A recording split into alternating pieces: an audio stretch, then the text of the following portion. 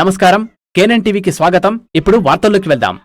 రాజ్యాంగ నిర్మాత అంబేద్కర్ పై అనుచిత వ్యాఖ్యలు చేసిన కేంద్ర హోంశాఖ మంత్రి అమిత్ షాను మంత్రి పదవి నుంచి తొలగించాలని రాష్ట్ర ఆగ్రో ఇండస్ట్రీ చైర్మన్ కాసుల బాలరాజ్ అన్నారు. బాన్స్వాడ పట్టణంలోని అంబేద్కర్ చౌరస్తాలో అలా అంబేద్కర్ విగ్రహానికి నివాళులు అర్పించారు. ఈ సందర్భంగా ఆయన మాట్లాడుతూ దేశ ప్రజలకు రాజ్యాంగంతో దిక్సూచిని ఏర్పాటు చేసి బడుగు బలహీన వర్గాలకు పేద ప్రజల్లో వెలుగులు నింపిన అంబేద్కర్ పై కేంద్ర మంత్రి పదవిలో ఉన్న అమిత్ షా దళిత వర్గాల మనోభావాలను దెబ్బతీసేందుకు కేంద్ర హోంమంత్రి పదవి నుండి తొలగించడమే కాకుండా బీజేపీ పార్టీ నుంచి ఆయనను తొలగించాలని డిమాండ్ చేశారు. ఈ కార్యక్రమంలో మైనార్టీ జిల్లా అధ్యక్షులు ఖాలేఖ్, మున్సిపల్ చైర్మన్ జంగం గంగాధర్, ఎజాజ్, అలీముద్దీన్ బాబా, షాహెబ్, శ్రవణ్, అజీం, అఫ్రోజ్, రాజు తదితరులు నాయకులు పాల్గొన్నారు.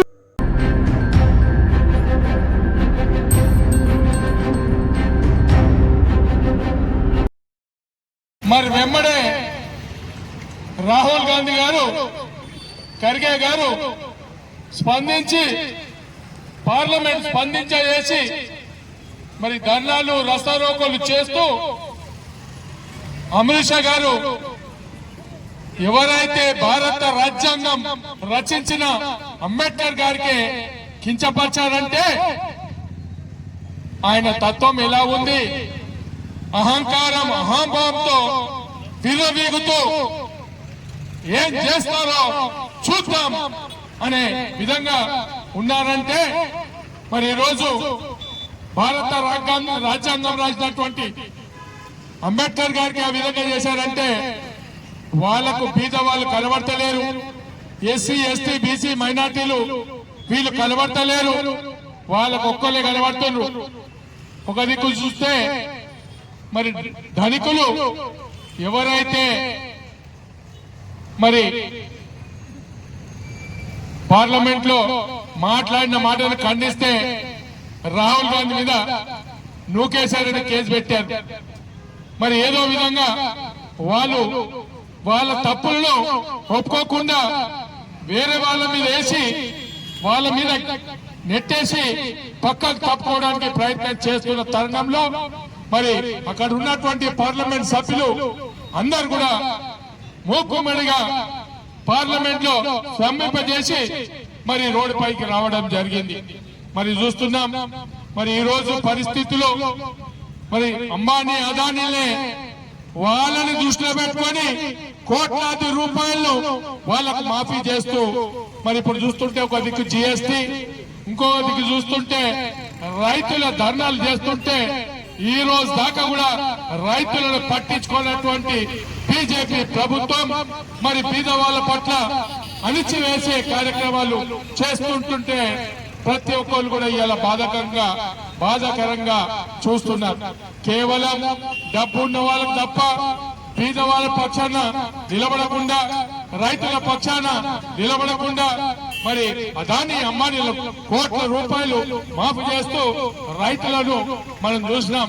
ఒక్క రూపాయి కూడా మాఫీ చేయకుండా మరి ఇక్కడ చూస్తుంటే మరి కొత్తగా ప్రభుత్వం మరి రావడం, కాంగ్రెస్ ప్రభుత్వం, దానికి రేవంత్ రెడ్డి గారి నాయకత్వం, యువకులు మరి చూస్తుంటే 2 లక్షల రుణమాఫీ చేస్తాను, ఖచ్చితంగా చేసి తీర్తానని చెప్పి ఏకకాలంలో 2 లక్షల రుణమాఫీ చేసినా గాని ఇంకా కొన్ని తప్పులొప్పులు సవరించుకుంటూ దాన్ని కూడా పూర్తి చేయడం కోసం మరి ప్రయత్నం చేస్తున్నటువంటి ప్రభుత్వం కాంగ్రెస్ ప్రభుత్వం.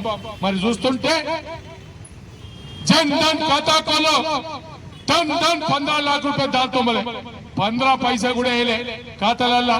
మరి ఇప్పుడు చూస్తుంటే ఆ ప్రభుత్వం మరి ఏదో విధంగా ప్రజలపై భారాలు వేస్తూ జిఎస్టీలను వేస్తూ మనం చూసినాం.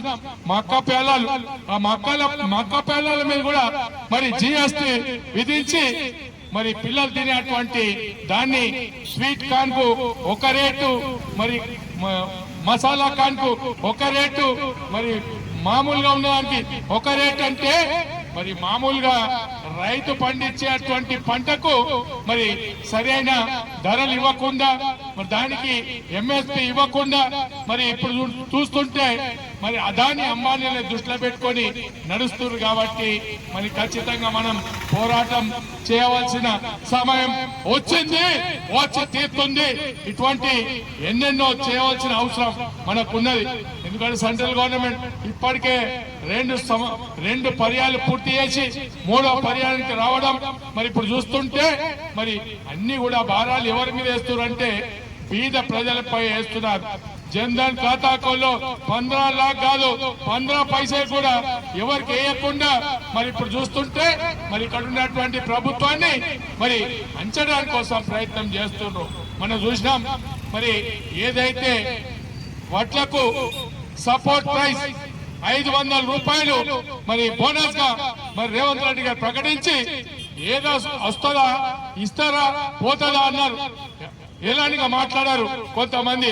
కానీ ఎప్పుడైతే డబ్బులు పడుతున్నాయో, ఎప్పుడైతే 500 కాడికి బోనస్ పడుతుందో ప్రతి ఒక్కరు మరి రేవంత్ రెడ్డి గారి బొమ్మను పాలాభిషేకం చేస్తూ ప్రతి గ్రామంలో సంతోషంగా మరి వాళ్ళు చూస్తున్నారు. మరి ఈ ప్రభుత్వం మరి చూస్తున్నారు.